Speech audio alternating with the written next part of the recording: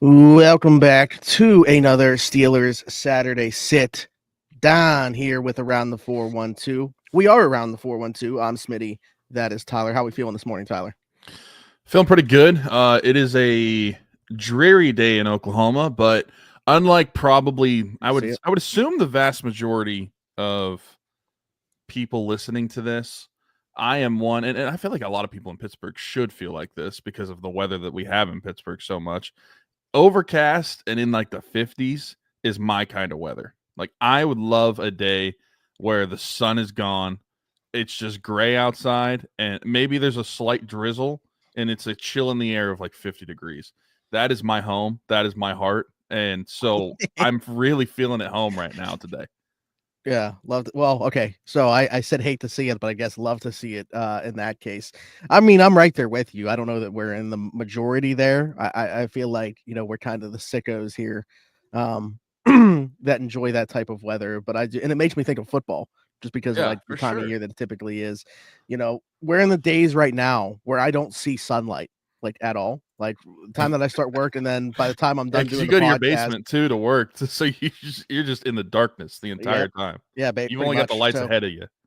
yeah, I got this ring light right in front of me, and that's pretty much the extent of it. So, I mean, I have like these weird, I don't even know what they call these types of windows, but like you can barely see out of like it's not a clear They're like picture. basement You can see. windows where it's just kind of like a slit, but even the glass is kind of like foggy a little bit. Yes, Yeah. exactly. So I have those on both sides here, but that's the extent of it. But anyways, we're here to talk about the Steelers, not weather and basement windows. I see we got some company already. Monongahela Mike says, "Good morning. Let's effing go." Max says, "Nervous about this game." I think everybody pretty much would share that sentiment. We're going to dive into that. And Joel says, "Do I have to sit down to enjoy this?" I guess not. It just doesn't sound as cool. Like this would never Yeah. be called Steelers Saturday stand up. So I mean, that would sound like a I mean, comedy show but exclusively Steelers jokes. It has to be all Steelers jokes. I'll put together a script and see if we can maybe make it work, but not for the time being. We're here to talk about Steelers, Eagles. Steelers obviously coming off a win against the Cleveland Browns, getting back into the win column, and the Philadelphia Eagles are rolling, winners of I believe 7 straight. Yeah. At least they're on a nice win streak. They kind of found their footing. It seems like Saquon Barkley was exactly what the doctor ordered for them, dropping him right into the perfect situation, kind of the missing piece for that offense. When you have actually they've won 9 in a row. They are 11-2 on the season. They were 2-2 at one point. When you have AJ Brown and Devontae Smith, arguably the best wide receiver duo in the NFL, and they can't even be the focal point of what you focus on as a defense, that's a tall task, and that's pretty scary to think about. But it all starts with Saquon Barkley and the guys up front. Like when you talk about this run game and what they do on offense, it all starts with that offensive line, which they continue just if they lose a piece. If Jason Kelce retires, we can just plop in Cam Jurgens, who Jason Kelce basically helped draft. And he's been fantastic. Landon Dickerson, obviously, Lane Johnson and Jordan Mailata, one of the best tackle duos in the NFL. And then Mekhi Becton, who they go and get from the Jets, who was thrown away. They play him at guard now, former tackle, and he's been awesome this year and probably getting a nice little payday after this. So I'm excited to see because there's so much star power when you talk about the Eagles offense going against the Steelers defenses, which is why I want to start the conversation there. I just talked about those bookend tackles going against Alex Highsmith, TJ Watt, and the edge group that the Steelers have. That's going to be a lot of fun to see. Cam Hayward, obviously, up the middle with Keanu Benton. No Larry Ogunjobi this week, so probably even heightened role for a Keanu Benton. Probably get Monty Adams back in the mix. So I'm curious to see how that looks up the middle. Patrick Queen, obviously, I think going to have a ton of attention from him given to Saquon Barkley. I think he's going to have a lot to do with that. And then like the QB spy stuff, I think obviously got to pay attention to Jalen Hurts and his legs. And I'm curious on the outside too. Is it Joey Porter Jr. just moving around with AJ Brown because of the body type that he presents and just they like that matchup stylistically? Do you just give Dante Jackson that matchup with Devontae Smith if that's the case? What do you do about the slot receiver? Where does your mind go to when you think about the Eagles offense versus Steelers defense? First off, woof. I think that the Eagles offense There's a presents lot there. there's a lot of threats that's going on. I mean, every level of it too. Running back, quarterback, wide receiver, offensive line. They've got dudes all over their offense. And so this is going to be a huge test for the Steelers defense to see. I mean, it's been questions all season long, no matter how many games and who the Steelers have beaten, whether they're actual contenders or not. I feel like this is a legitimate matchup where you can say, like, if they do well against this one, it would be hard to argue that they are not contenders. But they've got a tall task, because it's almost like, who do you stop first? Because in my opinion, I think that's an easy answer. But whether it's Saquon Barkley, whether it's trying to limit them in the passing game, which oddly enough, they are 31st in the NFL in passing yards per game, but they also never have to pass the ball. They can just run the ball the entire time, and they also don't want to pass the ball. If you were the Eagles and you had Saquon Barkley and Jalen Hurts, why would you want to put the ball through the air when instead of just running? Do you think that's going to be a point of emphasis this week, though, after the last week with A.J. Brown kind of calling out the passing game? Because I could see them being like, making it a point to get him targets early and often because of that. Yeah, and I think that looking at the Steelers defense too, how they match up, not to say that Saquon and the Eagles rushing attack isn't going to be able to run the Steelers. We've seen, despite the Steelers having success in the run defense, we've seen running backs being able to get open through holes on the Steelers defense. I mean, I think just this year, I think back to not necessarily a surprise game, but one that impressed me how he ran on the Steelers defense was Tyrone Tracy from the New York Giants. But if he's able to do it, oddly enough, Saquon's replacement, I think that the Eagles would be able to figure it out. But even if they limit that, I think that looking at what the Steelers' strengths are on their defense, and according to just like looking at where they rank amongst the other teams, they're better at stopping the run than most teams in the NFL, but they're kind of middle of the pack when it comes to passing yards per game and passing defense. So I would think that the Eagles would probably try to attack that at least a little more than they have been. But I still think that their identity is still going to be running the football, and that's not going to change. Maybe you do see the passing game open up a little bit earlier on, so the Steelers secondary is going to have to be on their toes.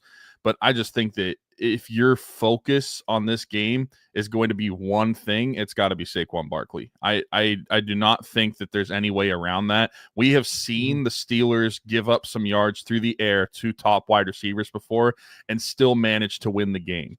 I don't think if the Steelers defense is going to be gashed on the ground, especially because if the Eagles have their way and this is going to be turning into just a track meet as far as actually running the football, not necessarily the score goes, but I mean, who knows? Maybe it could turn into one that way too. But if it's actually just going to be ground and pound the entire time from the Eagles' perspective, that shortens the game for the Steelers' offense too, to be able to keep up in this one. And if the Eagles are capitalizing on their opportunities when they're on the field, I just feel like that's going to shoot the Steelers in the foot, so to speak, because of I don't know that the Steelers offense is going to be able to keep up if they're scoring touchdowns every single drive with Saquon Barkley. So if you're going to stop one, I feel like you need to stop the run. You need to stop Saquon Barkley. And even if in the run game you're letting Jalen Hurts get open a little bit, hopefully Patrick Queen and company in the middle of the field is able to limit that. I still feel like Saquon Barkley has to be your main focus. I mean, he's an MVP candidate this year. If I were casting a vote right now, I would be casting my vote for Saquon Barkley over Lamar Jackson and Josh Allen at this point in the season. But that is the key to the Steelers defense this week, I think, is stopping Saquon Barkley. I would vote for him for Offensive Player of the Year, but Josh Allen would be my MVP right now. But I hear you. I think I was trying to think back to like a similar game to try to compare this to where things go south. And the first thing that I think of, and I know that he looks like a completely different player just 1 year later, but when we matched up with San Fran at the beginning of last year, we spent so much time talking about Christian McCaffrey, but you had Deebo Samuel and Brandon Ayuk on the outside too. And it was like, where do you put your attention? How do you divvy up how much attention you're paying to each guy? And we saw what ended up happening. Christian McCaffrey obviously had a day. Brandon Ayuk had maybe his best game the season, had 2 touchdowns, 130 yards or so in that one. And it turned into a laugher. Now, I think the Steelers are better equipped to defend a team like that now this year. I think they have more team speed on the back end. They're also going to be missing one of their big pieces in Deshaun Elliott for this one, which, I mean, I don't know that I could state enough how big of a loss that is in any game. I don't know how you but replace especially in this one. Yeah, I mean, he's been their best tackler. What he comes up and does around the line of scrimmage, that's a guy that you really need if you're going to try to slow down a Saquon Barkley. is somebody that can come up and do that. When you want to put more guys in the box, he's been that guy. So now all of a sudden, DeMonte Kazee too light. Like, so now if Minkah Fitzpatrick, if you're taking him away from the back end and bringing him down into the box, that really opens up what they could do down the field. That's where they could take the top off of this thing if you're Philadelphia. Interesting note here, because something's got to give this week. I just want to address this now because Monongahela Mike brought this up. Russ has faced the Eagles 6 times, gone 6-0 in those games. 4 of those 6 coming in Philadelphia. On the other side of that, though, the Steelers haven't won in Philly since October 24th, 1965. Crazy. So something's got to give this week. Like, one of these streaks is getting broken. Whether it's Russ against the Eagles or Pittsburgh in Philly. Yeah, and I feel like there's got to be a little bit of perspective added to, or context added to, that last win in Philadelphia in 1965. They only play in Philly every 8 years. So, realistically, that is like... Well, that'll change with the 17 games thing. Like, we saw them play there in 22 when they wouldn't have normally... Yeah, that'll change. So before 22, it was just every 8 years. So with that, you're talking about, like, I don't know, what, 8 matchups, 7 or 8 matchups. It's just wild. I don't think there's anything to it from either side. Like, I don't know that I can read necessarily into what Russ has done against the Eagles in the past, with this be a completely different team. I certainly don't think that we can read into what the Steelers' history in Philly has been, but it is wild that they literally had an entire stadium that they've gone through that the Steelers didn't win in, and now we're in another one. Like, the Steelers never won in Veterans Stadium, and now they're at Lincoln Financial, and they haven't won there yet. Yeah, that is pretty wild. And considering, like, before 2022, the last time the Steelers played in Philadelphia was 2016. The Steelers got absolutely routed in that game. That was a terrible watch. But to think about just who was on the team currently in that 2016 game, it would have just been Cam Hayward and Chris Boswell, I think. Yeah, it's crazy. Like, TJ wasn't even drafted. TJ was still at Wisconsin. That is absolutely nuts to me how spread out some of these games are. So, yeah, hopefully something breaks their way. But I think Deshaun Elliott's going to be a huge loss in this game.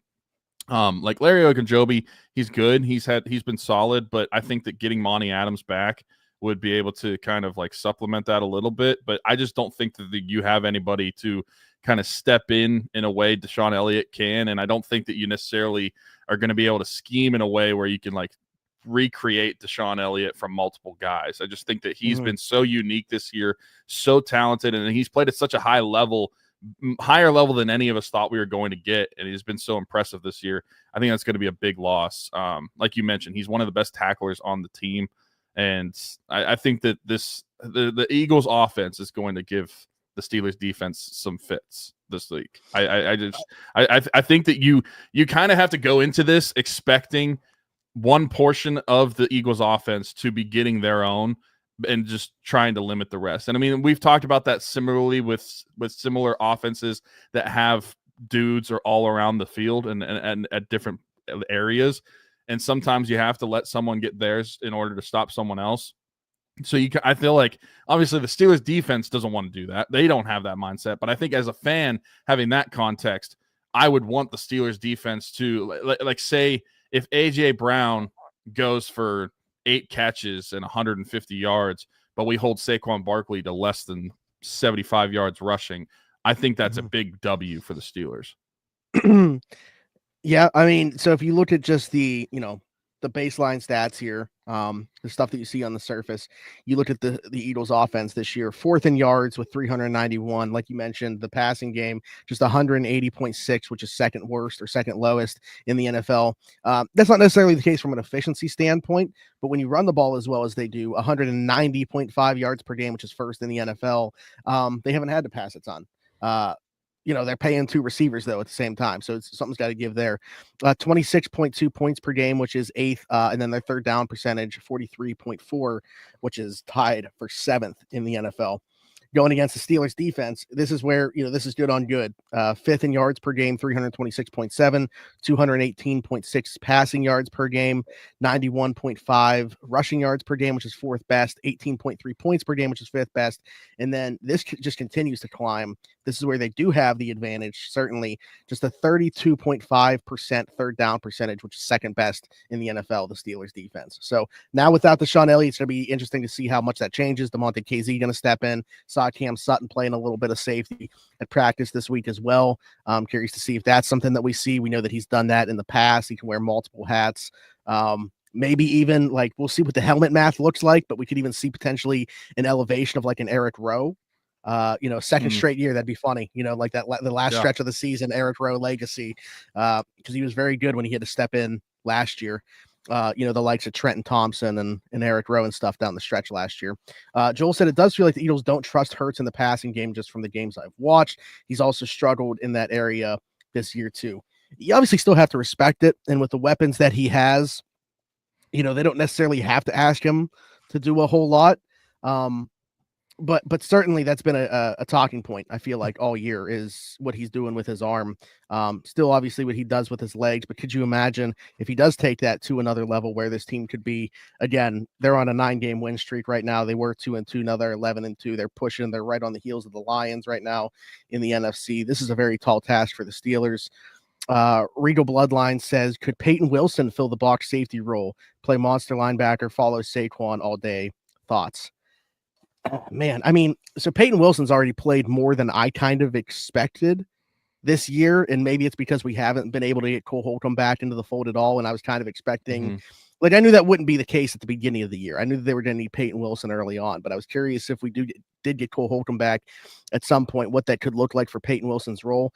I mean, this is putting a lot on his plate this week, and I'm not saying that he wouldn't be up to the task, but I'm curious if they do throw that on his plate. I don't necessarily, I think he'll be part of the solution. I just don't think they're just going to say, hey, find Saquon Barkley on the field and just follow him around. I don't necessarily think that they're going to put that on Peyton Wilson's plate this week.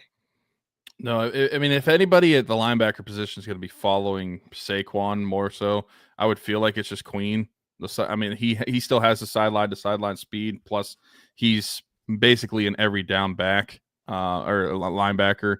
And I just feel like, that's a tall task to put on Peyton Wilson. He's shown some good moments, but I just don't think that, especially going against the best running back of the NFL right now, that's the responsibility you want to put on him. I would think that they would go a different direction than that.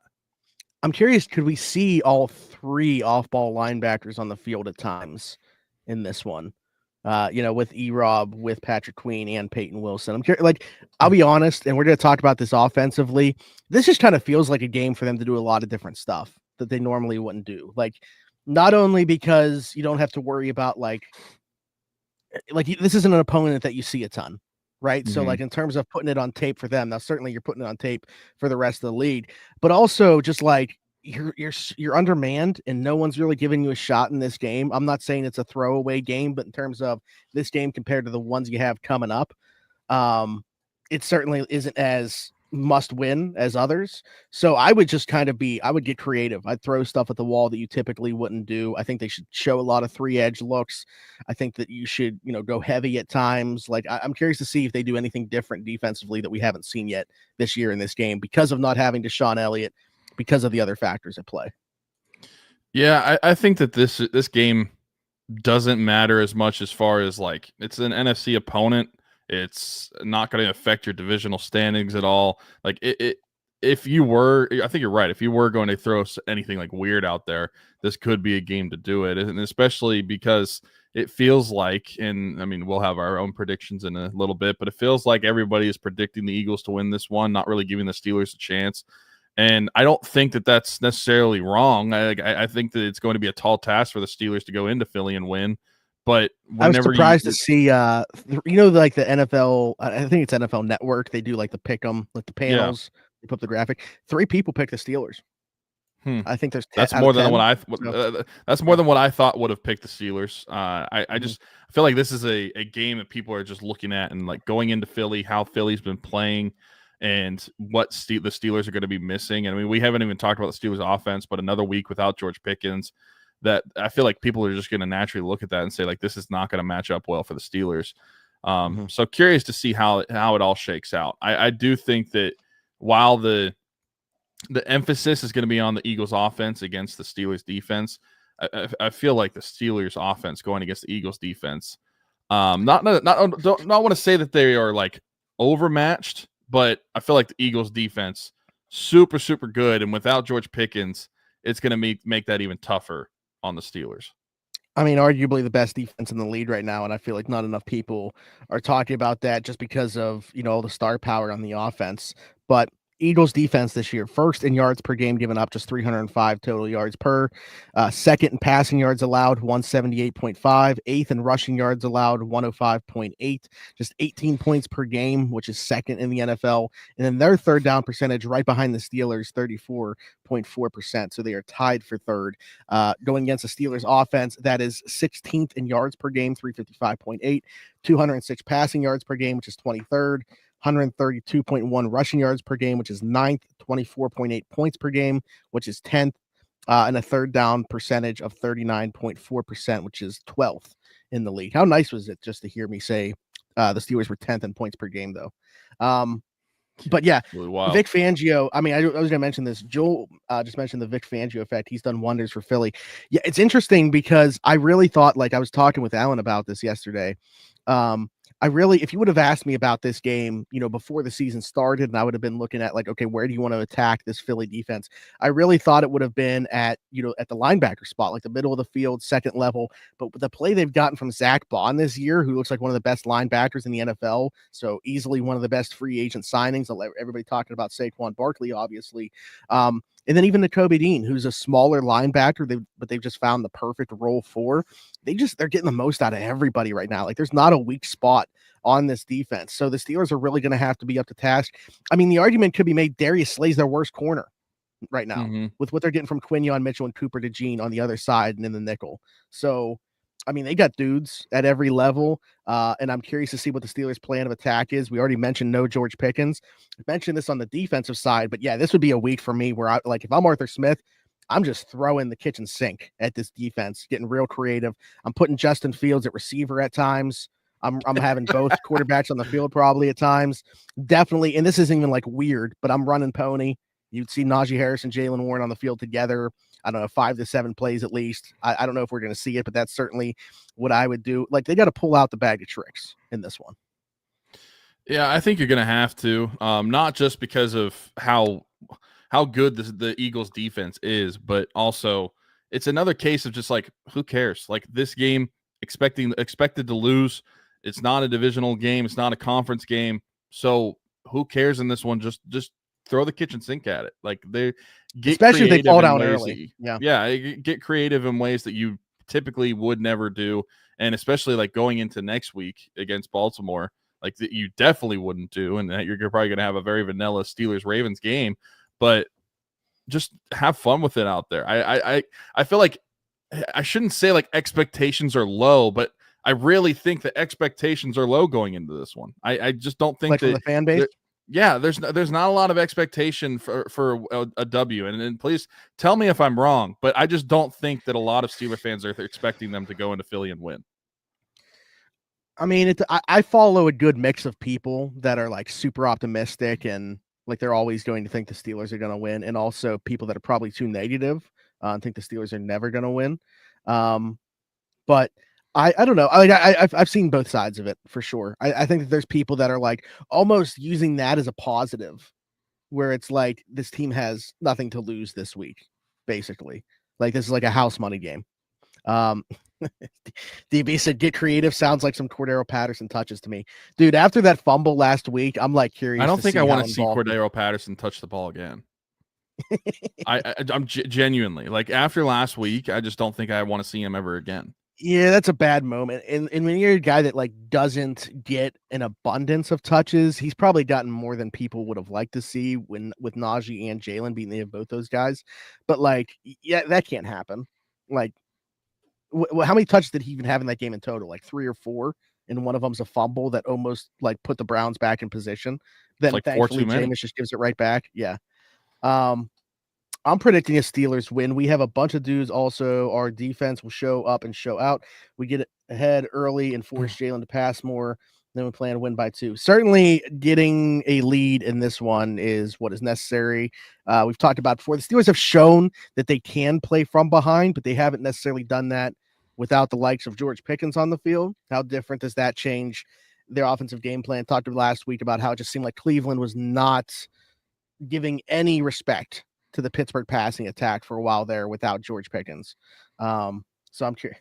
People are just making jokes about this now. Connor Hayward's speed sweep gonna feed family sounds like a Michael Pruitt trick pass play to Scotty Miller down the sidelines. I'll be like Allen's bold prediction is a non receiver or tight end catches a touchdown. It's like a lineman. Yeah. We've been waiting for this Connor Hayward to Spencer. Or I guess it could technically be a quarterback, right? Philly. What if they ran Philly in Philly? Mm-hmm. That'd be pretty wild. Justin Fields, a Justin Fields receiving touchdown. That'd be pretty cool. But yeah, I just not that I don't think the Steelers can compete in this one. I just think that when you're looking at it, specifically offensively, since that's what we're talking about, I don't think the Steelers offense up to this point has played as well-rounded of a defense that they're playing this week. So I'm curious to see how they're going to match up with that. But not only that, you're missing George Pickens. You're missing your number one target. You're missing the most important player on your offense. And so you're going to have to be able to get creative with that. Are we really going to be able to rely on Scotty Miller to have multiple catches again this week in the way he did last week?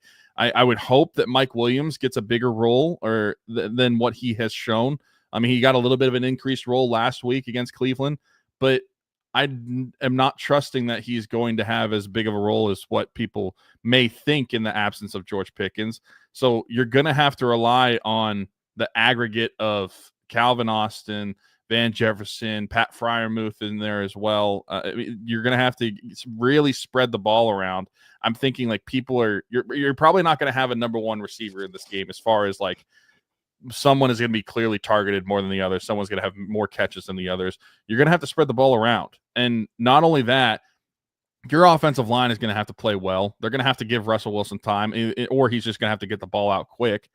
And in the run game, they're going to have to run the ball well. I don't think that the Steelers, coincidentally enough, I think that you're going to have to play similar to what the Eagles are going to want to play like. You're going to have to run the ball efficiently. Otherwise, I don't think you're going to win this game. If you can't run the football, it's not going to open up play action for Russell Wilson. If you can't run the football, you're not going to be able to really eat up some yardage where the Steelers like to get it. I mean, the Steelers and the Eagles' offensive like mindsets fairly similar. Like Arthur Smith wants to get the run game going. He wants to be run first. But if they're not able to do that against this defense, I just think it could potentially get ugly quick. I'm not going to say it's necessarily going to, but I could see this being a really ugly game for the Steelers offensively. There's not a pro to not having George Pickens available to them. But what I will say is last week they found out very late that they weren't going to have George Pickens available. Scotty Miller talked about it on a podcast this past week where his pads weren't even in his locker. Like, so that's typically the sign that you're inactive. And then he finds out like 45 minutes before the game that he's going to be up for the game. This week, you at least had a full week to prepare for the absence of George Pickens, because even though he wasn't rolled out until Friday, Tomlin deemed him doubtful to start the week, and we knew that he wasn't going to play in this one. To your point about spreading the ball around, I mean, their leading receiver last week was Pat with 3 catches for 48 yards and a touchdown. Scotty Miller, 3 catches, 38 yards. Mike Williams, 3 catches, 36. Jalen Warren had a couple. Van Jefferson, Calvin Austin, Michael Pruitt, Cordero Patterson, all with 1. Like, yeah, who's going to be that guy? I feel like Calvin Austin has to step up more than just 1 catch for 4 yards in this one if they're going to make any noise. And like you said, obviously you got to run the ball efficiently and probably play from ahead, because I don't know that I trust their ability, even though we've seen them do it this year with George Pickens in the fold and against other teams, play from behind. I don't think that game is within them against this Philly defense without George Pickens. So I think they got to play from ahead.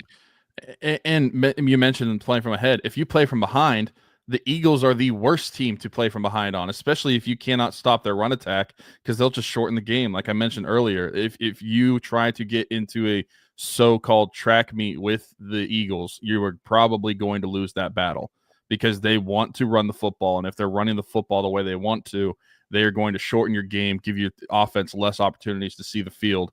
And I just don't think the Steelers are going to be able to operate that. They need to be at least either even or playing from ahead in this one if the Steelers want a chance of winning this one. I think it's going to be a tough battle. And I know I am sounding very negative talking about the offense right now, but I do think it's going to be a competitive game. Like, I don't think that the Steelers are going to look completely outclassed in this one. I think it's going to be competitive, but I just am talking in a way where I'm emphasizing how tough of a challenge it is going to be. This is the best team the Steelers have played all season long. It's the best defense this offense I've seen, and they're going to have to rise to the occasion if they want to compete in this one. And here's the thing, too, I think, to keep in mind. I mean, if people watch us all the time or listen to us all the time, they know this. But just to reiterate this is like this game specific that we're talking about, right? Like, we're not saying like big picture, we don't trust the Steelers offense against good defenses or anything like that. This week specifically, without George, it just does not seem like an ideal matchup. And then when you look at what Philly can do offensively as well, even the trust level that we have with the Steelers defense, I'm not saying that the path isn't there for a victory, but I think it's very specific what needs to happen in order for them to walk out of Philly with a W. And a lot's going to have to go right. Yeah, I feel like the loss of George Pickens cannot be overstated enough. Like, this, and on the defensive side, Deshaun Elliott, I feel like that's losing George on the defense. And that is losing George on the defense. But speaking of specifically the offense and how they operate, if you don't have George Pickens, not only do you lose your number one receiver, you are losing the only guy on your offense that can draw attention from other players on the defense towards him. Nobody else has that effect on the Steelers offense outside of George Pickens. Having George Pickens on the field creates opportunities and creates space for others on the offensive side of the ball. If you take that away, it's easier for the defense to cover you. Go back and watch that game against Cleveland. I mean, pretty much the entirety, but especially early on, like, they didn't care about anybody. Like, they were just letting their corners play one-on-one, didn't care about giving them safety help over top. They didn't trust the Steelers wide receivers to beat anybody one-on-one. I mean, it was like, the video, like the meme of Drewski running routes. Like, that's how they were looking at the Steelers receivers last week. It's true though. I just don't think that I don't think that the loss of Pickens can be overlooked. Like, it is. And I don't want to do this. I really don't want to keep going back to this about the way that the Steelers wide receiver room was constructed. But if this ends up like being their downfall this year, like, because we really don't know what's going on with George. Like, I'll just say this: I got a text this week that said I wouldn't expect him back before the playoffs. If that ends up costing them the division and then they're not even hosting a playoff game, say they do go one and done, I think we're going to be looking back yet again about the way that this wide receiver room and the wide receiver situation was handled, because they weren't prepared to have a loss of George Pickens in any capacity. Put all their eggs in one basket in the offseason and they lost. That's on Omar Khan. That's on the Steelers organization. And I hope we're not having that conversation though. When you spend as little cash as they did this year offensively, when you have Russell Wilson making as little money as he is, like, it should have been all in this year on getting somebody, not necessarily one guy, but it should have been all in on improving that wide receiver room, because it was very clear from, like, it wasn't like a surprise. Like, we had a bunch of guys go down at the beginning of the season. Like, if you would have improved this room and then you lose George and you lose, a draft pick in Roman Wilson or whatever early on, then so be it. Like, I could at least have understood the process, and you can't predict the results. But like, the process was just completely I miscalculated from March on, from the Deontay Johnson trade on. They really miscalculated the wide receiver market. I don't want to keep harping on that because we're 10-3 and things are going well right now. Speaking of, since we're talking about it a little bit, would you put in a waiver claim, or would you try to go after Odell Beckham Jr. if you're the Steelers? Dude, like, here's the thing. Yeah. What would it possibly hurt? Like, that's the thing. Is I think if people are still expecting that Odell Beckham Jr. is this guy from, the late 2010s or whatever, like then you're going to be disappointed, obviously. Last year in Baltimore, he only had like 34 catches. He still had like 550 yards, was averaging 16 yards per reception, still had 3 touchdowns. And that's like the kind of role that you would expect that he'd have here. Like even in this wide receiver room, he's not anything more than like a 3rd, 4th option in a passing attack. Hopefully you get George back to complement that as well. But like in a team that's so in need, like would you rather have him or Scotty Miller? Like, if you're going to tell me Scotty Miller, you're lying to yourself and you just don't like Odell Beckham Jr., which is fine. I'm not saying you have to like him personally, but if you're just talking about getting a football player that is a better football player than some of the options you have in house right now, yeah, kick the tires, give him a look. Yeah, I would too. I think it would make total sense to just bring him in and try see what happens. I feel like that's a low risk, not necessarily high reward, but like you might get a serviceable receiver. Like you might get a wide receiver 3 or 4 that could play on your team. 27 of his 36 catches last year were for a first down. There you go. Very efficient guy. Very efficient guy. I think they should do it. I don't see a reason why you wouldn't do it. I think that your wide receiver room, and we talked about it all year, like we're literally begging for anybody with a pulse to come to the Steelers wide receiver room. I don't know that he's going to be a huge contributor for the Steelers, but is he going to be better than, like you mentioned, Scotty Miller? Yeah. Probably. I don't see why the Steelers shouldn't do it. I guess the only question is, and I'm not saying that I know him and I don't know the vibes in the locker room surrounding him. If they feel like he wouldn't be a cultural fit and they decided not to do it because of that, then so be it. Like, I don't know. Whoa. I don't know how I would potentially, what happened to your camera there? I don't know how I would gauge that. So I really don't know. But just, again, we can only speak from a football perspective. And I think that he's a better option than somebody that's on the roster that's going to be playing in the absence of George Pickens, which is Scotty Miller. So that's where I'm at with it. Also, somebody just tweeted at me, and, we're going to give bold predictions here in a second, so might as well bring up somebody's. Tyler Hernley's bold prediction is Ben Skoranek catches a touchdown this week. I love Ben Skoranek. Anybody that watches or listens knows how much I love him, but I loved him even more this week because he said, one, he's completely cool with being called a dirt bag. He just doesn't want to be called a receiver because he's not a receiver. He's just a football player. Like, come on, this dude, another guy that's just built to be in Pittsburgh. That's awesome. Yeah. I like that play. Maybe since he doesn't want to be called a receiver, maybe he's the non-receiver catching a touchdown. Yeah. Yeah, he's just the football player that catches a touchdown. Anyways, I didn't want to get maybe it's on a fake punt.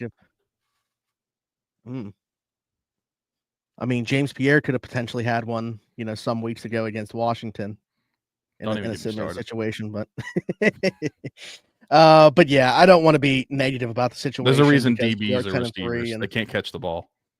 Yeah. I thought you were saying DB for a second, like our boy Derek Bell. But okay, let's get into some predictions, both for the game and bold predictions. I'll start because mine are like, if you watch or listen to Afternoon Drive, my other podcast as well, I'm kind of just regurgitating the same thing. I think Kenny Pickett plays in this game. And I don't think it's because it's a blowout in either direction. I think Nick Sirianni just has a way of, like, this is the type of thing he does. We saw him go up to Saquon early in the season, was like, hey, you're like 4 yards away from, the rushing record single game or whatever like that. Do you want to go back in, even though like all their backups are playing? I just think he's very aware of situations and circumstances of where to put guys. And I think that this is a spot where they'll be like, we want to get Kenny in there against the Steelers. So I think he's going to play at least one snap in this game. And I don't think it's going to be because it's a blowout in either direction. I was going to say, is it going to be because it's a victory formation? Just send him out that's possible. That's possible as well. Yeah, that could certainly be the case. You know what? What was my other bold prediction? I don't even remember now. I don't know. Do you write it down? No. Nope. I would have to go back and listen to just give your bold predictions. I'll come up with another one, or I'll go back and find this. Okay. Offensively, I think that we are going to get. I was thinking about which receiver I wanted to do it. I think that you're going to get 5+ catches from Calvin Austin in this one. You mentioned that he needs to step up. You mentioned that he needs to have a better day than one catch for 4 yards.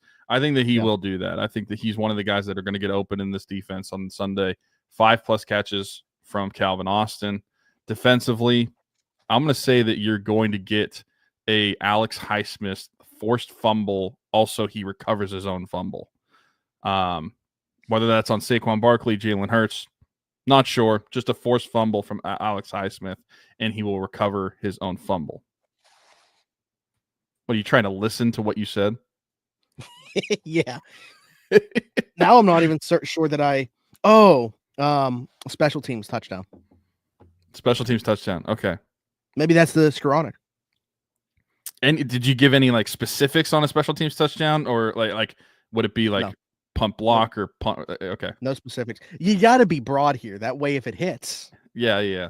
Like, could you imagine if I said they score on a punt block touchdown, but instead it's like a fake punt and they score on it and then I don't get the credit? That's true. Like, I mean, that's fair. That's a good point. Yeah, you got to hedge your own bets with the prediction. Mm-hmm. Absolutely. All right, so there's our bold predictions. Game predictions.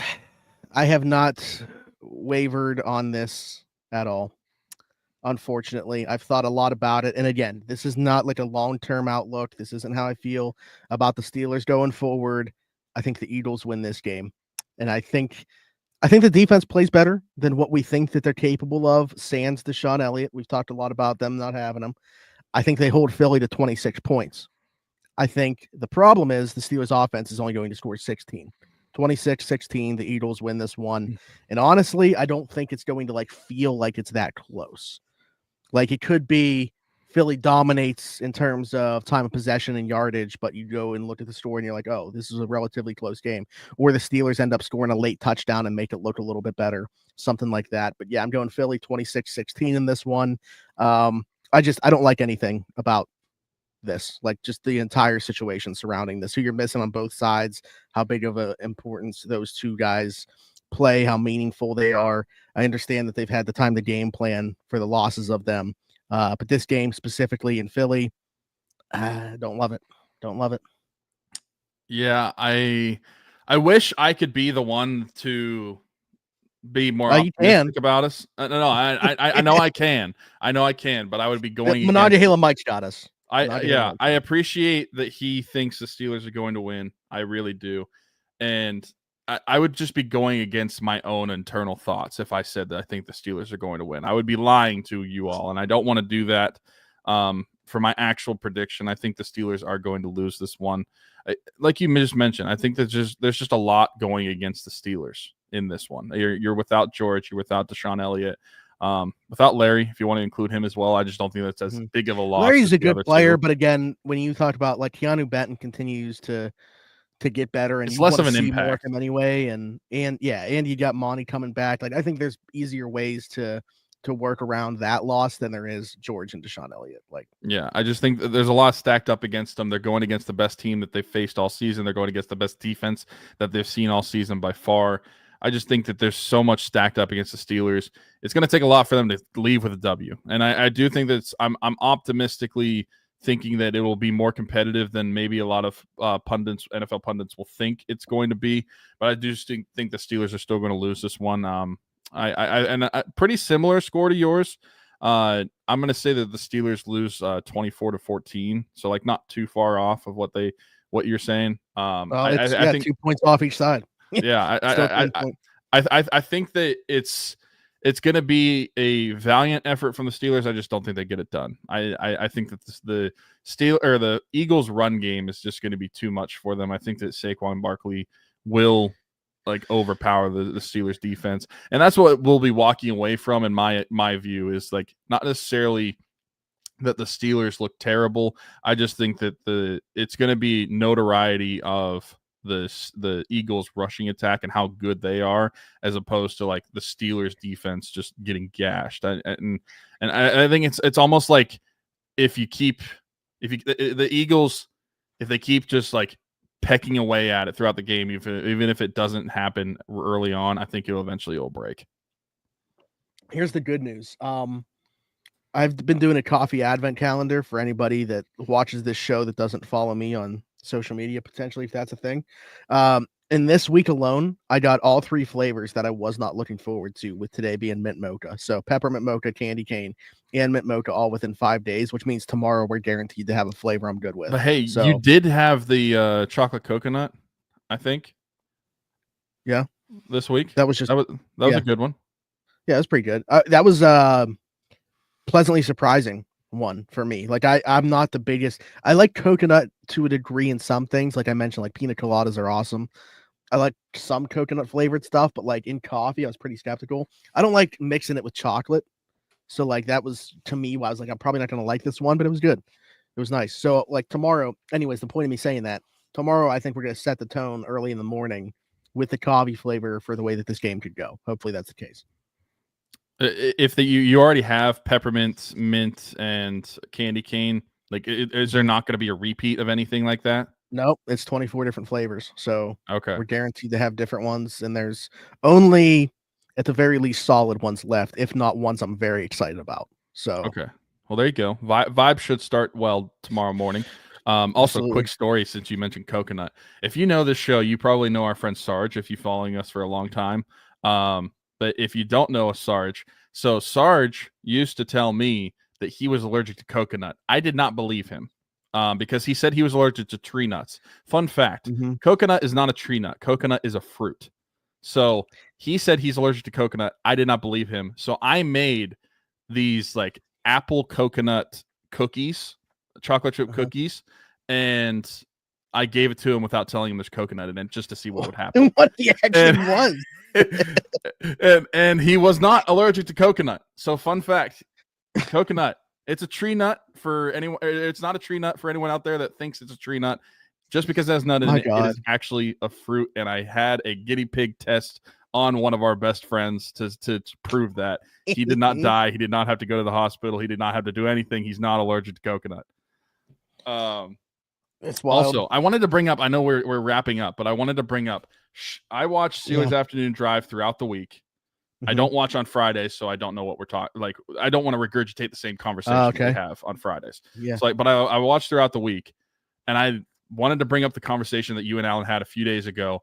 I think that they need to schedule, even if it's preseason, some sort of game at Beaver Stadium for Eagles and Steelers. I think they need to play and split it like they do with like the Red River rivalry down in Dallas for Oklahoma, Texas. Split it down the middle, have half of it be black and gold, have half of it be green, and they need to play at Beaver Stadium. I think that you would sell out Beaver Stadium for a Steelers-Eagles game like you would a Penn State game. I think it's baffling to me that they haven't done that already or tried to do that.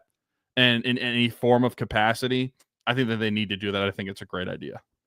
Absolutely. That was our notice to the league to make it happen. That was our petition, not notice. I mean, petition to the league. I would be notice makes it seem like we can just make it happen without. That was our notice. Like this is what we're doing. No, I would be more excited about an NFL game in a stadium like Beaver Stadium than I would be about the Steelers playing in Germany or England or Mexico or any international game. I would be more excited about going to college venues, kind of like the opposite of what college teams do. Sometimes they'll play neutral site games in the NFL stadiums.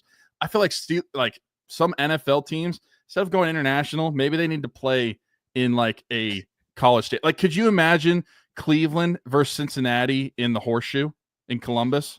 I think that would be awesome. I think there's good opportunities there. See, that would be hard to differentiate because the similar colors potentially what fan base was which one if they were to like half and half it. But either way, it'd still be sick to just have that as the venue. Same thing with the Steelers. But I do want to add real quick too before we get out of here. 2 things actually. One, just can't state enough, even though we're both picking the Steelers to lose this one, does not mean that we have a bad outlook going forward about this team.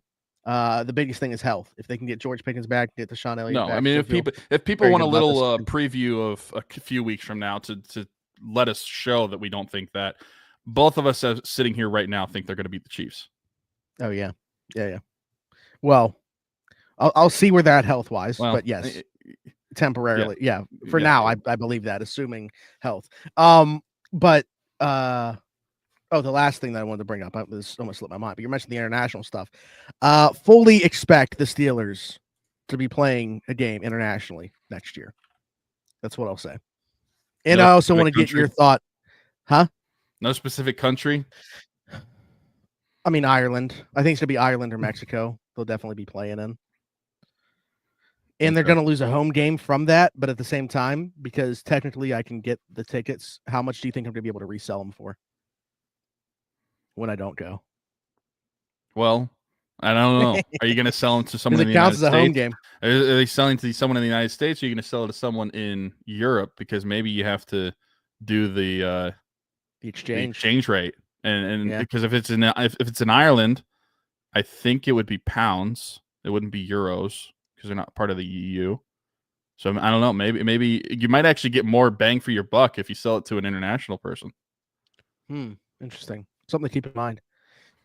I don't like doing that. I was joking around. That's the people that sell their tickets for above, like, to make a bunch of money kill me.